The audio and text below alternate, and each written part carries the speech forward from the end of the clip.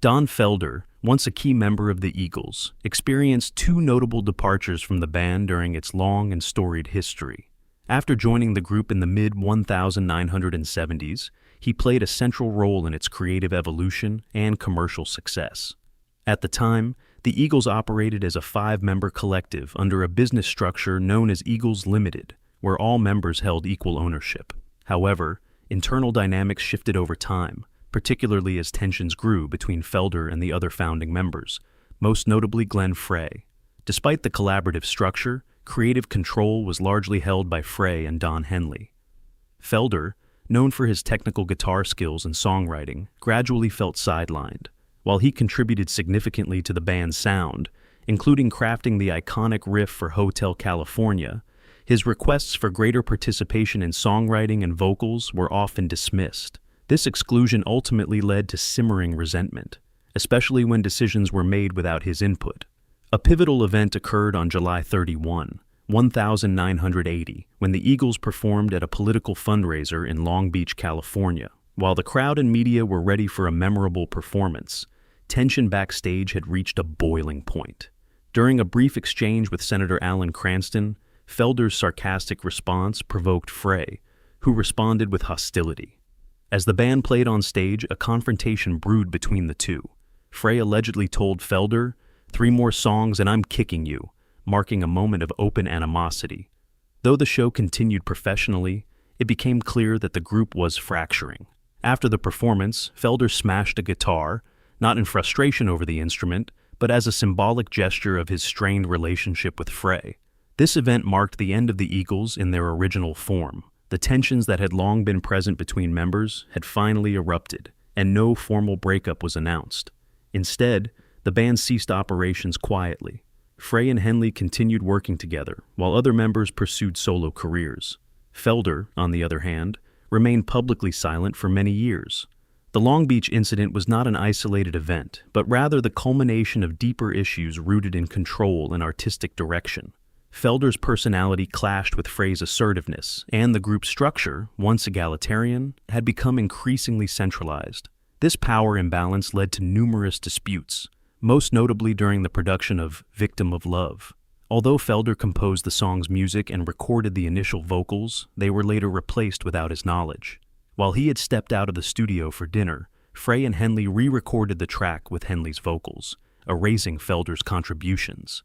This action, taken without consultation, caused Felder to lose trust in the band's leadership. Years later, when asked about this, Frey and Henley defended the decision, citing musical quality. Henley claimed the change was necessary to meet the group's standards, while Frey expressed that Felder, despite his guitar talent, did not have the vocal strength required. For them, it was a matter of ensuring excellence, though for Felder, it felt like betrayal. Felder eventually left the Eagles and returned years later, only to be dismissed again in 2001. Despite his contributions, including his vital role in the band's musical success, he found himself excluded from decision-making processes. His relationship with Frey never recovered, and the earlier confrontation in Long Beach became a defining moment in their professional history. Over time, Felder began to speak more openly about his experiences. In later interviews and the documentary History of the Eagles, he shared details of the conflict that had previously remained behind closed doors. His account offers insight into the complex interpersonal relationships and challenges within one of America's most successful rock bands. While the Eagles' music endures, their internal story serves as a reminder that artistic collaboration, when clouded by unresolved tensions, can be as fragile as it is powerful. In the later years of Don Felder's time with the Eagles, tensions within the band began to surface more prominently. Despite being a long-standing member and creative contributor, Felder increasingly found himself excluded from key decisions. Although he had helped define the Eagles' signature sound, particularly through his guitar work, he was not given equal influence over the band's direction. Each new musical idea or guitar riff he composed had to undergo approval by Glenn Frey and Don Henley, who by then had consolidated creative and managerial control. Felder's requests to contribute more lead vocals were often declined, reinforcing his perception of being marginalized. The recording sessions became increasingly strained, frequently bogged down by disagreements over songwriting credits and roles. According to Felder's later accounts, his contributions were appreciated, but his authority within the group was minimal. He felt less like an equal partner and more like a contributor with limited say. While other members, such as Joe Walsh and Timothy B. Schmidt, chose to remain silent to preserve group cohesion, Felder often voiced his concerns, which further isolated him. This difference in approach contributed to rising friction, particularly with Frey. As the band's popularity soared following the success of Hotel California, the demand for perfection increased, leaving little room for internal disputes. Frey, as a co-founder, took on an even more dominant role, further tightening control over creative and business decisions.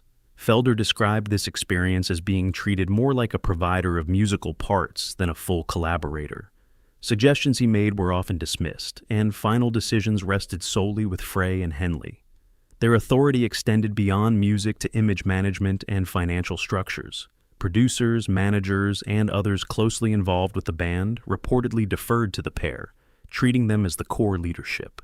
The lack of visible confrontation during this period belied the slow and steady erosion of internal cohesion. For Felder, the real difficulty lay in the consistent lack of recognition and input.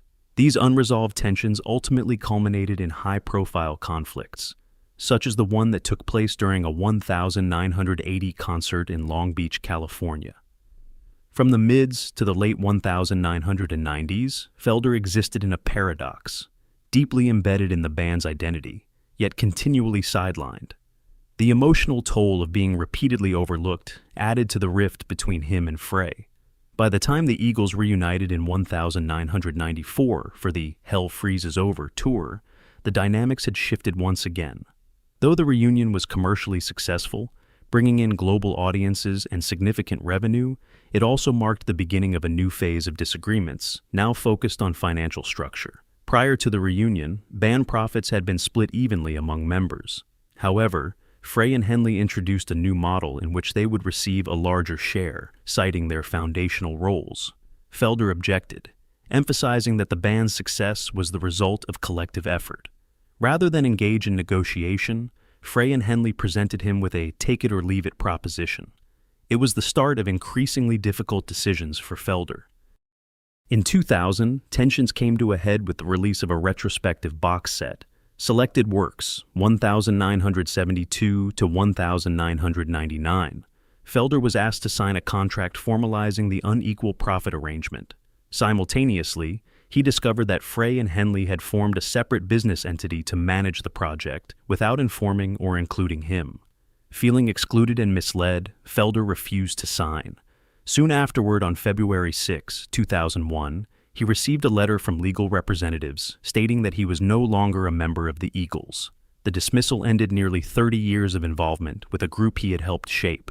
Felder responded by filing a lawsuit against Frey, Henley, and the band's management company, alleging wrongful termination, financial misconduct, and exclusion from earnings. Frey and Henley countered with their own legal actions, arguing that Felder had violated contracts and disrupted group cohesion. The case continued until 2007, ultimately concluding in an out-of-court settlement.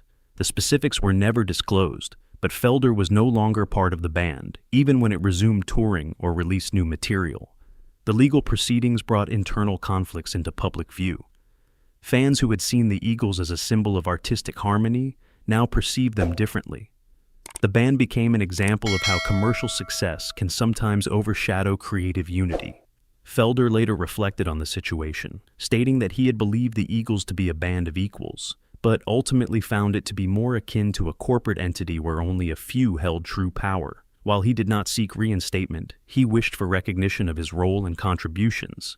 Yet, in subsequent years, official Eagles activities often omitted or minimized his presence. In 2008, Felder published his memoir, Heaven and Hell: My Life in the Eagles, 1974 to 2001. The book offered an unfiltered look at the dynamics within the group. He described Frey and Henley as figures with near total control over the band's creative and financial direction. Through detailed accounts of incidents ranging from studio decisions to profit-sharing conflicts, the book aimed to provide clarity from his perspective. Felder's experience reflects a broader truth within the music industry, that artistic collaboration can be deeply affected by power structures, financial priorities, and personal dynamics. In the case of the Eagles, their legacy includes not only timeless music, but also the complex relationships behind it.